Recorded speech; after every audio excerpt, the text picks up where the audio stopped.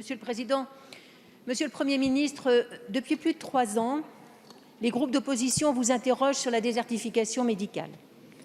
La semaine dernière, vous avez encore écarté la question du président Chassaigne. Nous avons pourtant franchi le cap de l'admissible et les personnes sans médecin référent se privent de soins faute de trouver un professionnel.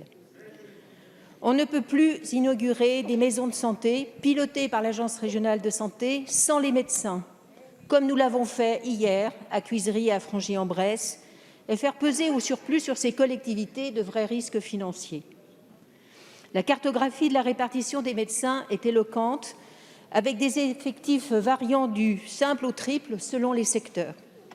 Les mesures incitatives, coûteuses et inefficaces selon la Cour des comptes. Le numerus apertus, vous le savez, ne règle pas le problème actuel de la désertification médicale. Vous ne voulez pas de mesures coercitives, vous défendez des mesures incitatives sans effet. Or, pourtant, la politique nationale de santé publique exige des résultats. Nous devons tenter d'autres actions. Que nous proposez-vous? Très bien. Merci. La parole est à monsieur Olivier Véran, ministre des Solidarités et de la Santé. Madame la députée Cécile Untermaier, vous posez très bien le constat. On manque de médecins. Et on ne manque pas de médecins pour rien, on manque de médecins parce qu'il a été décidé pendant 40 ans d'arrêter d'en former. Le numerus clausus a été une formidable machine à empêcher des jeunes étudiants français d'apprendre la médecine en France. Pendant un temps, on faisait appel pour compenser à des médecins qu'on allait chercher en Roumanie avec des chasseurs de tête, et puis ça n'a plus suffi, etc.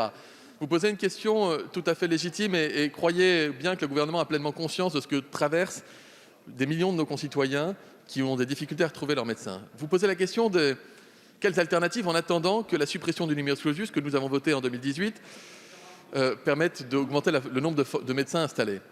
D'abord, la télémédecine, Madame la députée, c'est x100 en 2 ans. x100 en 2 ans. On est monté de 10 000 à 1 million d'actes de téléconsultation. Ça ne remplace pas tout, mais ça aide. Ensuite, avec ce gouvernement, le président de la République nous avait donné comme mission de doubler le nombre de maisons de santé pluriprofessionnelles en 5 ans. Ce sera fait. Elle nous a demandé de doubler le nombre de centres de santé. Nous avons très fortement augmenté ce nombre et nous pouvons atteindre le doublé.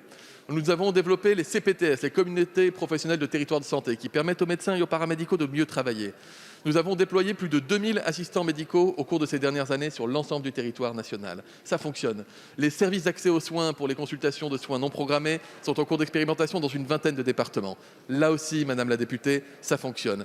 Vous avez pu voter dans le dernier budget de la Sécu le fait que des professionnels de santé seraient en accès direct. On l'expérimente pour les kinés et les orthophonistes. Ça fonctionne. Vous avez pu voter le fait que les orthoptistes puissent prescrire des lunettes lorsqu'on a des difficultés pour trouver un ophtalmo. Ça sera opérationnel dans les prochaines semaines et ça va fonctionner.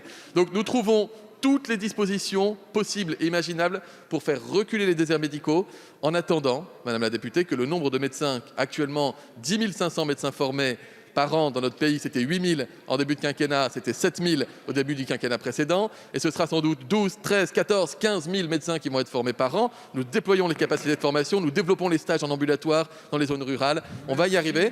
Ministre, Madame la députée, vous avez la parole. Ils sont tous ministres, les médecins. Merci, Monsieur le ministre. Moi, je n'ai jamais eu l'intention de prétendre que vous n'avez rien fait. Vous avez fait des choses, c'est clair. Simplement, les résultats qu'exige la politique nationale de santé publique ne sont pas là. Et la question, c'est moins le nombre de médecins que leur répartition. Et j'ai insisté sur la cartographie, parce que nous avons des secteurs où vous avez un médecin pour 10 000 et 3 pour 10 000 dans un autre territoire. Enfin, c'est ça le ratio. La question des maisons de santé, elles sont vides pour certaines d'entre elles. Les centres de santé sont vides aussi pour certains d'entre eux.